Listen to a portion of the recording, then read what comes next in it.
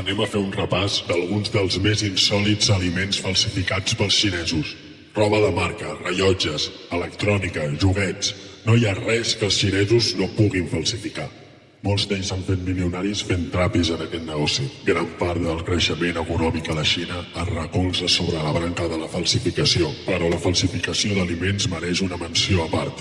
En aquest il·lícit s'atenta directament sobre la salut de les persones. Com el ventall de productes és interminable, n'exposo alguns a tall d'exemple. Xina té tal quantitat de població que pel govern és absolutament impossible tenir-ho tot controlat. Malgrat molts dels empresaris han acabat a garjola, tots els productes del llistat se segueixen venent. Avui dia, anem per feina. Arròs de plàstic, per impossible que sembli, fins i tot això han estat capaços de falsificar. L'arròs fals l'aconsegueixen a través d'una barreja de patates seques i dolces i un conglomerat plàstic. A través de motllos se li dona l'aspecte d'arròs. Té la particularitat de seguir dur després d'haver-lo bullit, i no és gens fàcil la digestió després d'haver-lo menjat. La sola ingesta de 125 grams d'aquest arròs equival a menjar-se una bossa d'escombraries. Malgrat certa censura, no és difícil trobar vídeos de la seva fabricació. Es veu com desfan el plàstic i se li afegeixen additius de sabor. El seu mercat no es redueix a la Xina. Fins i tot a Europa s'han trobat en algun país bosses d'aquest arròs fals barrejat amb arròs de veritat.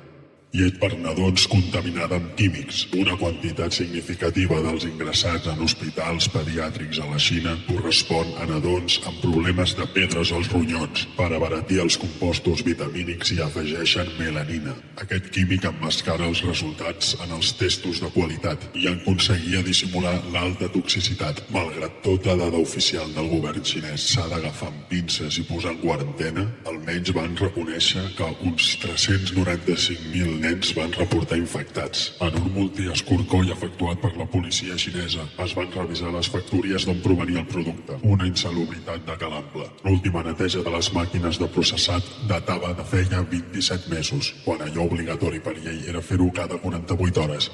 Tofu d'ànec. Encara que sembli estrafolari, la sang d'ànec és un autèntic delicatessen a la Xina. El tofu d'ànec s'obté bullint la sang de l'animal a altes temperatures. D'aquesta manera es torna més densa i al final es pot tallar en quadres o altres formes. Sigui dit per endavant que jo no sóc gens seguidor de menjar aquestes històries, però això no és el més greu. Alguns productors d'aquest aliment utilitzen sang de tot tipus d'animals, amb un cost lògicament més baix, i amb una barreja de productes químics d'altíssima toxicitat aconsegueixen emular el producte. A la tristament coneguda província de Wuhan, la policia va trobar una tonelada de sang d'ànec, colorants i pintures destinades a la impressió. Tot el negoci el portava un matrimoni. Els peus em quedaven enganxats al terra, que estava impregnat d'un oli llefiscós. Van ser les paraules de l'oficial encarregat de l'escorcoll.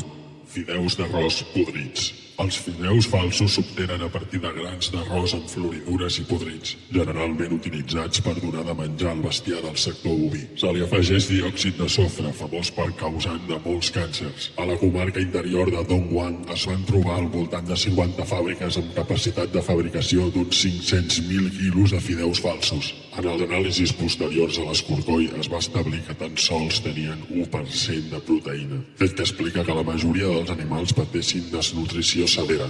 Vi i licors falsos. El vi que utilitza el raïm com a matèria primera per l'elaboració és un producte relativament nou per la gastronomia xinesa. Com ha succeït en altres parts del món, s'utilitza el vi com a distintiu de cert estatus i refinament. El desconeixement al detall del producte, que té bona part de la població xinesa, és aprofitat per nombrosos fabricants de vi fake per donar gat per llebre. La quantitat d'ingredients tòxics i estranys per l'elaboració d'aquest vi és senzillament interminable. Entre ells es troba oli de motor de cotxe, colorants per la indústria tèxtil i alcohol per cremar. A mode dissuasori es va organitzar una maxi redada. La majoria de fabricants va destruir el vi per si mateixos, a excepció d'un fabricant a Beijing a qui se li va trobar un estoc de vi fals valorat en 69 milions d'euros. Panets de cartró, altrament dits baoshi de cartró. Se m'ha fet complicat fer una llista de productes fake xinesos, però els baoshi de cartró senzillament m'han deixat la boca al terra.